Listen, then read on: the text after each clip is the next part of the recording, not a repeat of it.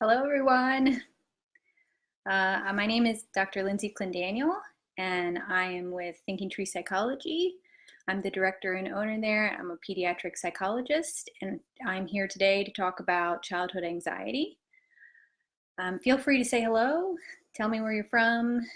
Feel free to put some questions up. I'm going to talk for about 15-20 minutes, give you a good overview of child anxiety, and then hopefully I can get to some of your questions.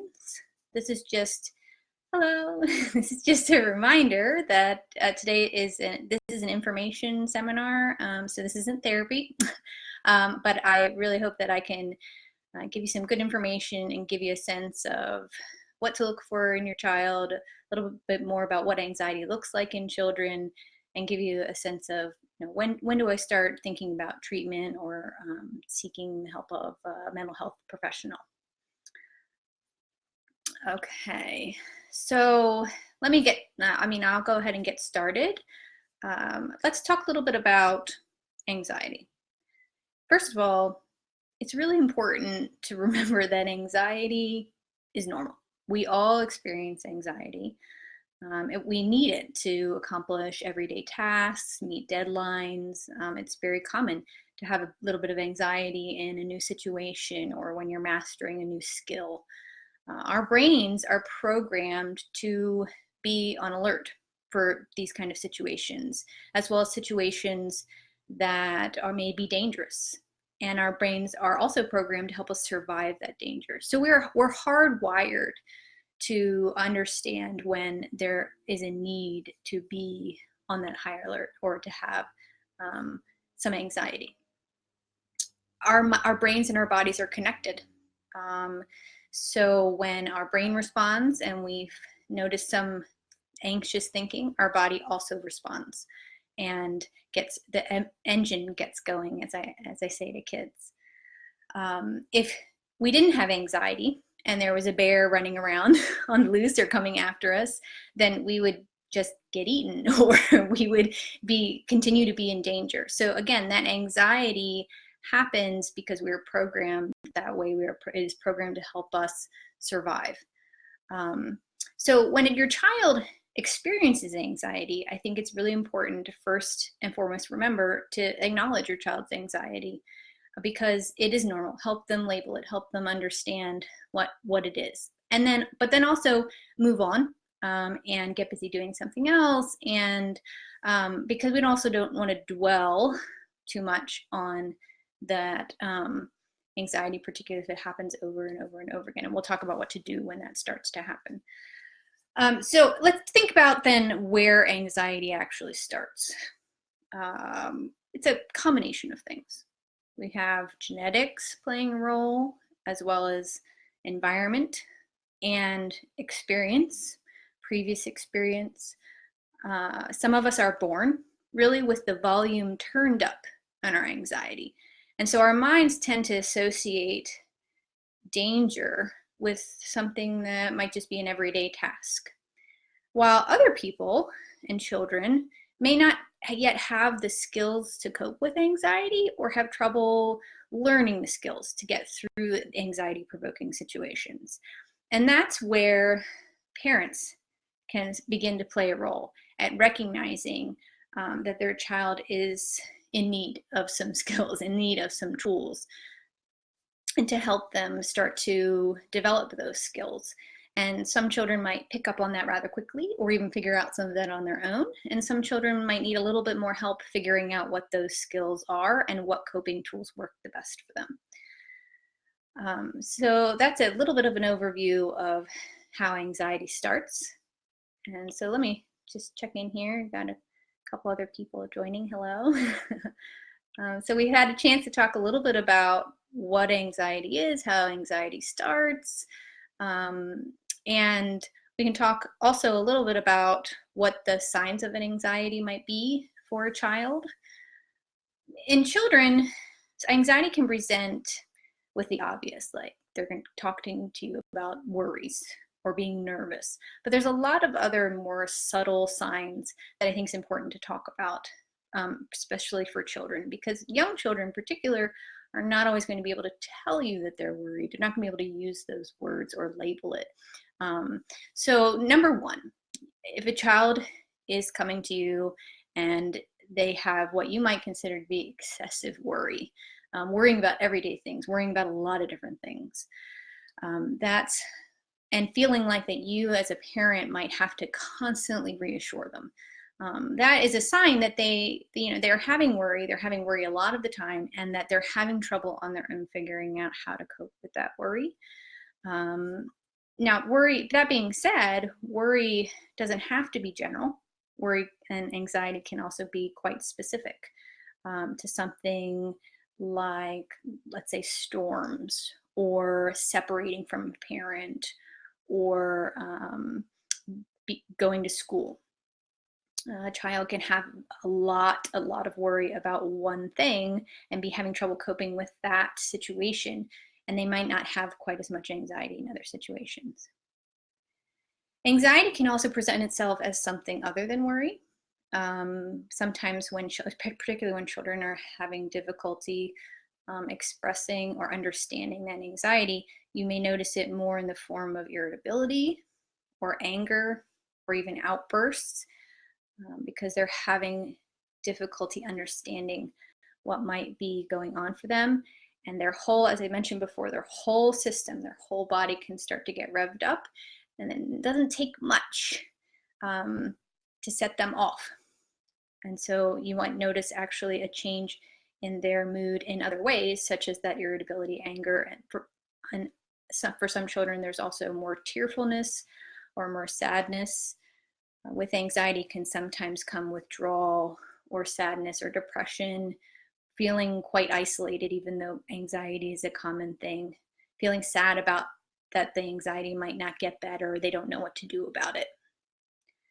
For some children with anxiety, they also will talk to you, or parents and teachers might notice that there has been a change in their attention, that they're having more trouble paying attention or focusing in the classroom. Sometimes children will come in to see me or my colleagues, and that inattention is what their parents are talking the most about.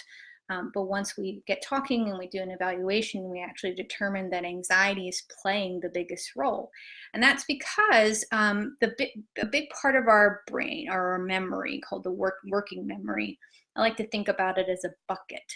We need to use that bucket in order to use information, current information, manipulate information. And information comes in there from the outside world. It also comes in from storage in other parts of our brain. And if that bucket starts to get full of really anxious thoughts, and those anxious thoughts are there a lot, there's a lot less room in that bucket for other things. And so children can seem a lot more distracted, or that they're missing information in class, they're not learning as well. And so it's really important to understand the whole child, and that although there might be some attention or executive functioning challenges, there could be some underlying anxiety there as well. Another symptom of anxiety can be somatic symptoms, or what the body does in response to that level of stress or arousal or anxiety in the system. For some children, rather than telling you about their worries, they might tell you more about their tummy aches, or their stomach hurts, or they have headaches. You might notice that happens more often at a time that they are feeling anxious. Along or with that, you can also sometimes see in children with anxiety that there is increased school refusal, that they're more worried about going to school, or even if they're not identifying those worries, that you're noticing a lot more resistance in the morning in following the routine and getting them to school, or refusal to go in the door once they get there. Or back to those stomach aches, they're having a lot of stomach aches in the morning, and it's a lot harder to get them to school. Other body systems can be affected as well by anxiety. Sometimes children can have more difficulty falling asleep at night. It's harder to wind their brain down and actually get it to calm down to go to sleep. Remember, anxiety is normal. We're scanning for possible dangers in our environment, and if the brain is still doing that scanning and still focused on the things that could be dangerous, it's really hard to go to sleep because the system is still on high alert.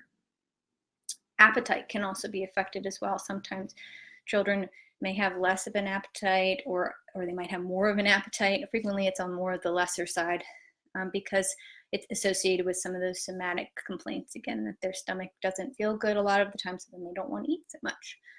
So there are many, many different ways that anxiety can present in children. So it's important to tease those apart. And again, that might be the reason that you would speak with a mental health professional to try to tease some of that apart. But it's important to remember that the big one is worry, but there can be many, many other ways to think about anxiety in kids. Okay. So the next thing that parents might be wondering is, how can I help my child when they have anxiety? I think the very first thing to remember is that anxiety isn't your fault as a parent. It's not your child's fault. Remember, our brain is programmed to be on high alert, to understand that anxiety and being nervous can be helpful at times. But it is important for all of us, kids, adults, to understand and have the responsibility for managing that anxiety when it happens. And sometimes people need a little bit more help than others. Some things that could also impact your child's mood are really important to consider from the get-go. So you've noticed that your child is starting to seem a little bit more worried or more irritable. Think about other factors that could play a role, such as their sleep. Sleep is very, very important, and I find sometimes a little underrated. When children and adults, when we don't get enough sleep, one of the big things that can be affected is our mood. So looking at the hours of sleep, the quality of sleep. So for instance, school-age children, like 6 to 12, should get on average about 10 to 11 hours of sleep. Adolescents, 13 to 18. Ideally, which often doesn't happen, but 9, even 9.5 hours of sleep. And so sometimes when it's less than that, and a child may be already at risk for having anxiety or have more stressors and having difficulty coping, that sleep or lack of sleep can exacerbate that. Nutrition is really important. Think about our body needing fuel. If children run around and wait to the very last minute to eat, and they're like really, really hungry, their blood sugar's lower, their irritability goes up. I mean, I think most parents know that, right? But that continues throughout childhood and even to adulthood, and really important to consider when it comes to mood. And even thinking about the current medications that your children are on, speaking with the prescribing physician about any possible side effects of medications. Could mood be affected? Because it's, I think, an important factor to understand and perhaps make changes to if there's been a sudden change in your child's mood. Parents can also help children by understanding what their possible triggers for anxiety are. This is especially important for little ones who can't really self-identify what those triggers might be. And this is not important in order to help your child avoid all of those triggers, but perhaps identify what the triggers are so that you can help the child learn what works for them, what helps them cope in those kind of situations. From time to time, it might mean that you choose not to do something that might lead to more anxiety, but over time, the goal is to build those coping tools. Empathy is really important. Helping your child feel heard, helping them know that you have heard what they're worried about. That being the first step as you're talking to them. And as I frequently say to clients, reflect, reflect, reflect. Say back to your child what they have said to you, so that they understand that you have heard what they've had to say. And also be an observer. Help them perhaps understand how somebody else sees what they might be going through. So one example might be, let's say that your child, you've taken them to the playground, and they usually are kind of running all around, really excited to play with the other kids. But you notice at that time they're just kind of standing there and they're watching the other kids. And it happens to be a group of kids that are older than them. And so, maybe this is just your kid. It takes a little bit of time for them to warm up, and then they tend to play. Maybe they like to play by themselves, and that's okay. But if you're noticing a change in behavior, you might choose to walk up to your child and reflect, or kind of let them know what you observe. I notice that you're holding back, that it seems like it might be a little bit tough for you to go play with those kids. Leave it open-ended so that your child can let you know, like, hey, mom or dad, are you on the right track? Or maybe they're thinking something or feeling something completely different. And that opens the opportunity to talk to you. Or maybe it's after the fact, later in the day. Maybe you like to check in with your child at night before they go to bed. And it's telling them your observations, reflecting to them what you might have heard them say, as a way for them to kind of think back through what might have happened for them that day. Helping your child problem solve, and even thinking about different ways to think about their worry. Now, this is going to be easier for a child that might be a little bit older, so like 12, maybe 10 and older, depending on how much child is used to thinking about their worries. But they can think about things. You can help guide them in thinking about things in a different way. Is there worries lie? Worries, our worries don't really tell us things that are 100% true. So what can we think about that is true? How can we think about things in a different way? How can we think about, well, even if that worry does happen, what are some reasons that you're going to be okay?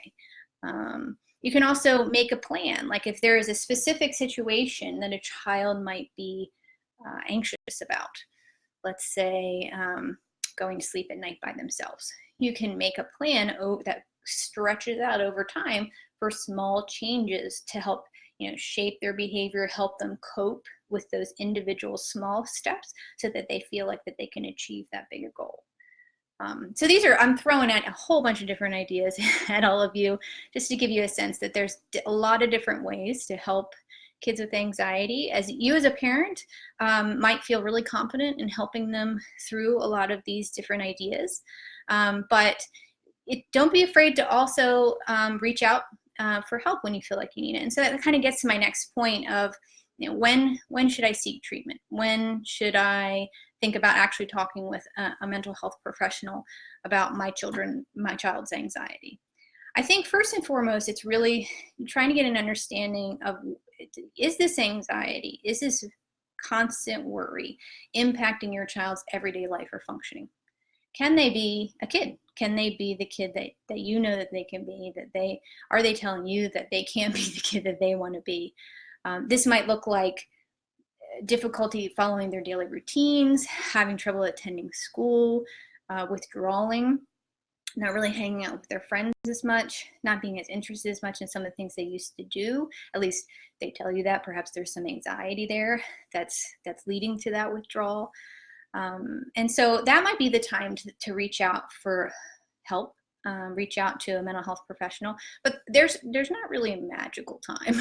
I think that if you're concerned about your child and you want some help with helping them, guide them with learning coping tools, that's the time to do it. And that could be when you first start to notice that they might be a little bit anxious. It might be that it's been a while and you've figured out together with your child that you want a little extra help.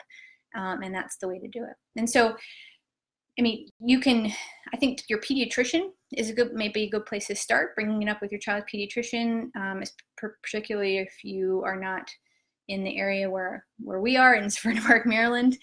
They can give you a sense of what kind of services are available. If you are near Severna Park, again, I'm the director and owner of Thinking Tree Psychology. We have 6 clinicians, and we meet with kids and families for lots of different reasons, including challenges with anxiety.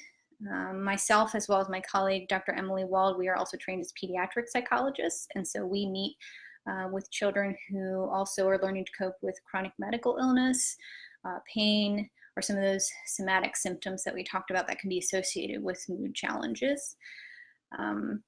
And let's see. I wanted to share some resources with you, and I can touch on, or I can, put some links in the comments for you when this is all finished. So if you're interested in talking with anybody at Thinking Tree, our website is thinkingtreepsychology.com. I also think that there are some good websites out there. There's one called worrywisekids.org that has some good, useful information about anxiety. The Anxiety and Depression Association of America, which is adaa.org. And then childmind.org, that's out of Yale University. They have lots of different mental health topics on their website, and there's an anxiety section there too. I'll also include some links to some good books that you can use as parents to maybe guide conversation with your child. I mean, I even use them sometimes in my therapy sessions as a way to open up conversation with kids about their anxiety. So I'll put that information in the comments or in a separate post after our talk today too. So that's my overview of child anxiety. And so let me look in the comments here, and thanks again everybody for joining me. Okay, so let's see. We've got a couple questions here. One from Courtney says, what about a child who has a lot of stomach aches and headaches? So I started to touch upon that. I can talk about that a little bit more. She also is kind of asking about constant reassurance. So I'll start with the reassurance. I mean, I think that as you as a parent are a child's safe person, right? And so they've known throughout their life that they can come to you when they have a problem. And so when they start to get worried, if they're not quite sure what to do about it, if they're not sure how to cope with it, which again makes sense for especially smaller children, that they're going to come to you and look for that reassurance. And so I think that is totally normal, and that and parents should respond in that way. I think what you might be getting at is that you might be noticing that your child is asking for that same reassurance over and over and over again.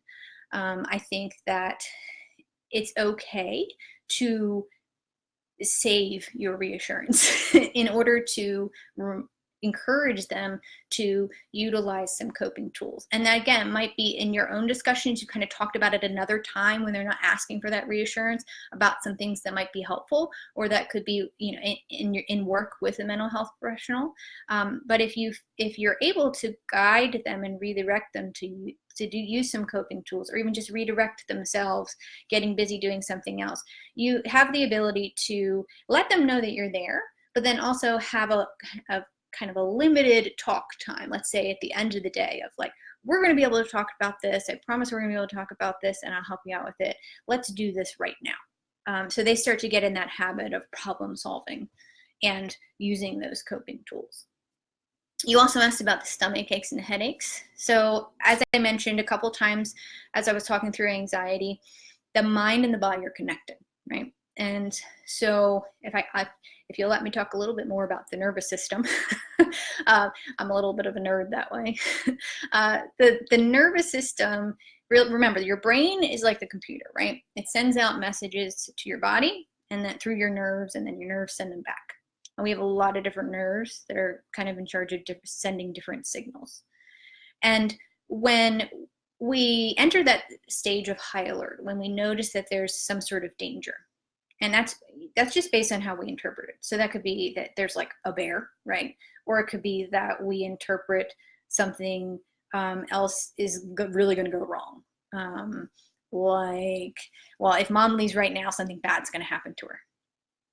Both of those things are going to get that alert system going and revving up the whole engine, and all of those nerves are going to start to get excited.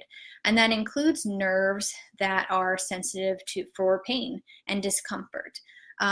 Things change in our system to be able to survive that danger that's happening. If your child needs to run away from a bear, they're going to need their heart to pump fast, their blood to pump fast. They're going to their muscles are going to be tense and ready to run. They're not going to need their gut. They're not going to need to digest food. And so there's actually changes in the gut that happen at those times of high stress. And for some people, particularly people with a sensitive system, they start to have more of those somatic symptoms, that pain or that discomfort that gets connected to those levels of high arousal in the nervous system. So some people have more of those somatic symptoms that go along with their anxiety. And also it's more common for younger children too, because they're more aware and are better able to report to you those somatic symptoms than being able to use all their words to tell you whether they're worried or not. So hopefully that answers your question. I actually have a whole entire podcast about pain and coping. It's on our website on my profile page. So if you go to our website and then I think it's Meet Us or Team, you can find me, and then there's actually a link to that podcast if you want to hear more about it. And let's see, let me scroll through some other questions here. Okay, so Jennifer is asking about verbal tics. So I don't know if you're asking about tics and how that's related to anxiety. So tics are considered kind of I mean, they have an overlap really between like a neurological disorder, and then they can tend to be influenced by that arousal system that I was talking about. So I like to think about tics as kind of this like automatic path that is a pathway or signal pathway that has started to happen in the brain, and your brain just kind of keeps telling your body to do that tic.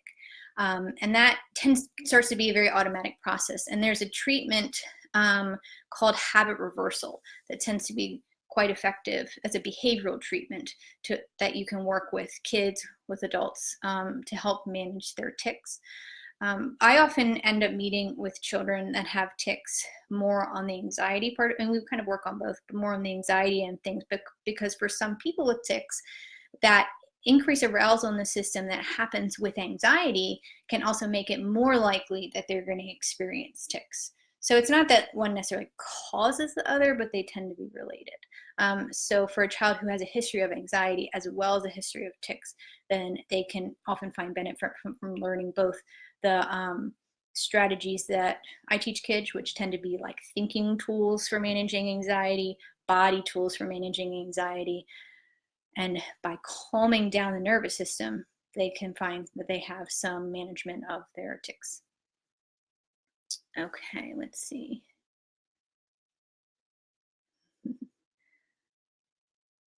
Okay, so somebody is asking on here how to best help with separation anxiety for kids that prefer to sleep in mom and dad's bed and not their own room. Okay, so first of all, you have to decide what works best for your family. There are a lot of families that have kids that sleep in their room, sleep in their bed. It's not a problem. It's not a problem. Everybody sleeps okay. Everybody gets good sleep and doesn't really bother anybody. So that's, I mean, if that happens for you, that can be okay. Okay, but I'm guessing by your question that that's not.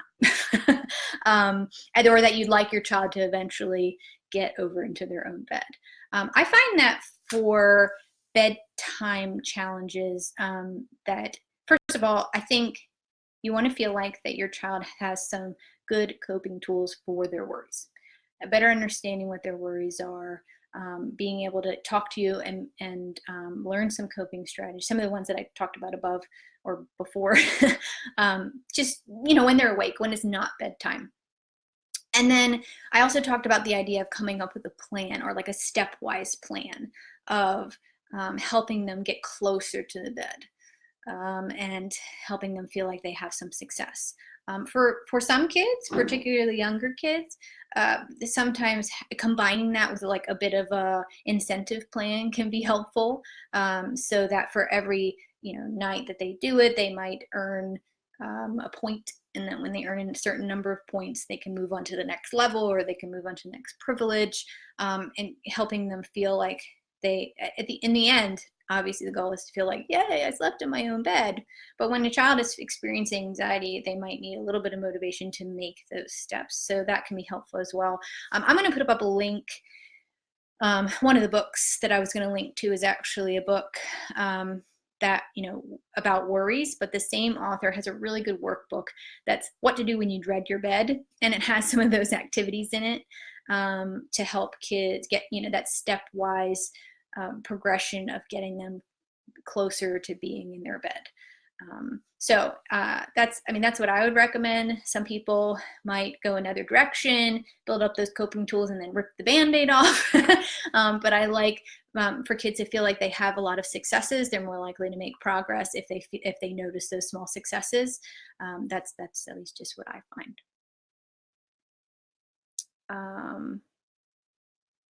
Okay, let's see. Let me quick. Oh. Okay. Anna, I might need to reply to you in the comments. This is there's Anna wrote a little bit of a history about what's been going on with their kiddos, and I don't really. She's asking about some separation anxiety. So I find that so this is separation anxiety is also kind of one of those, a little bit more of those specific anxieties. So you might be noticing, I don't obviously know your child, Anna, but you might be noticing the anxiety just in those specific situations, maybe not other situations.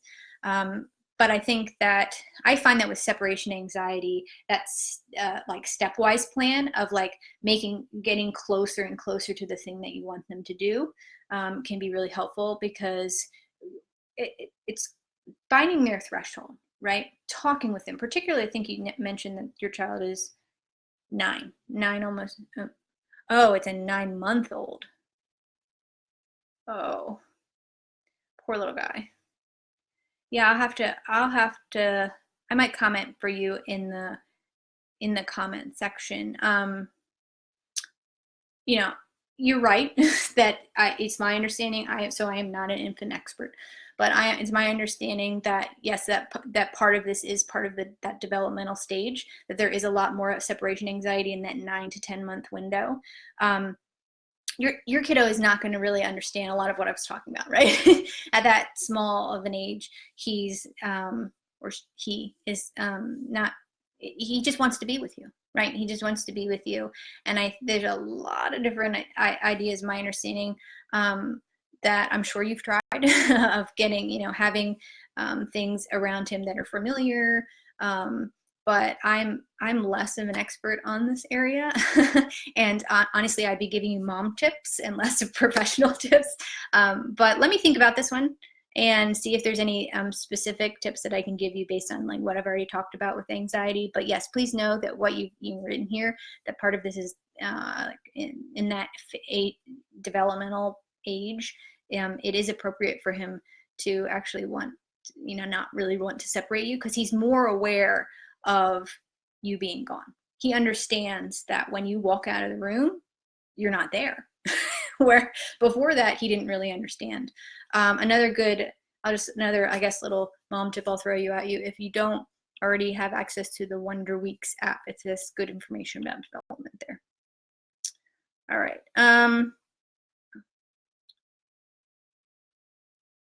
Okay. All right, Sydney asks, do you have any suggestions for what to do when your child shuts down? My son will have anxiety when we try to help him through it. He won't talk about his worries. I've tried having him write them out at the recommendation of his pediatrician, but it doesn't seem to help get past them. So I don't know if you can type, Sydney, the age of your kiddo. So sometimes when your child is right in the moment of being anxious, like a really anxious situation, their emotion brain has taken over, right? So like if they're already a mess, they're crying or they're hysterical or they're just not listening to you or repeating themselves over and over again, they're not thinking anymore. Like they're not like logically thinking anymore about things. Okay, 5. Yes, particularly, yes, definitely a 5. So he's, if you're trying to ask him to talk about his worries right in that moment, you're probably not going to get anything from him, right? That makes sense to me, that you're not going to get anything from him in that moment.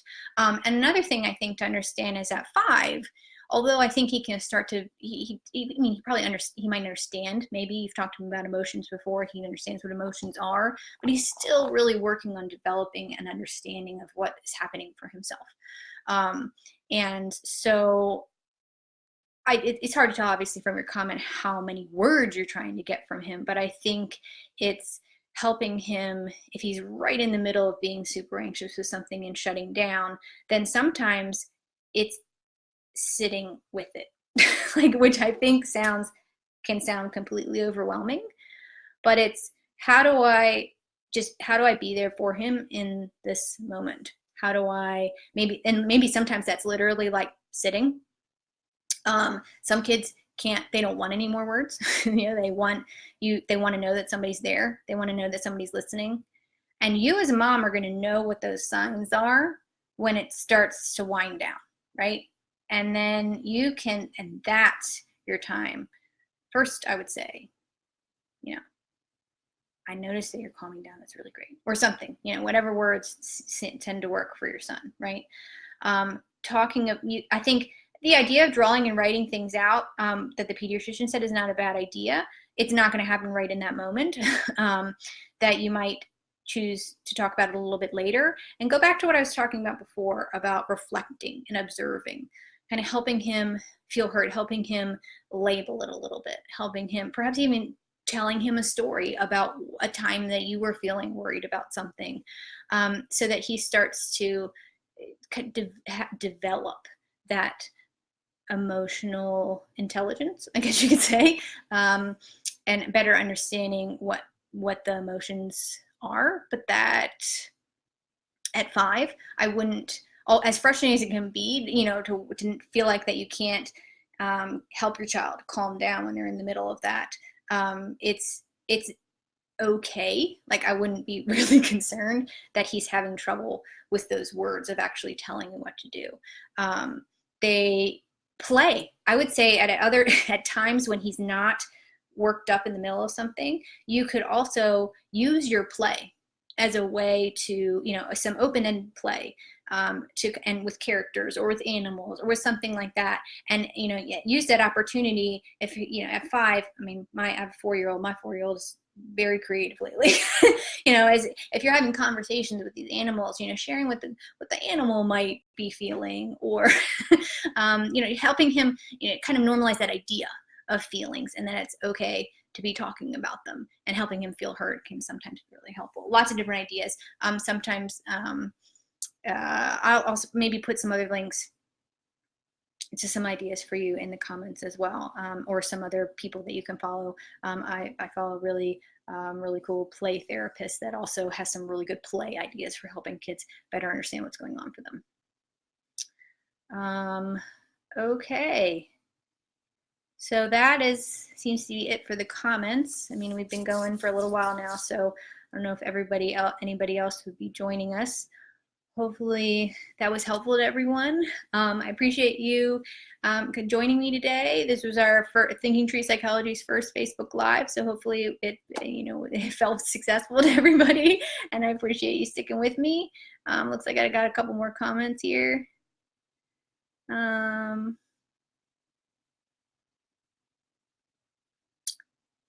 Oh, okay. So I'll do this last one because it can be pretty common, and then I'll sign off. So somebody was just asking about test anxiety,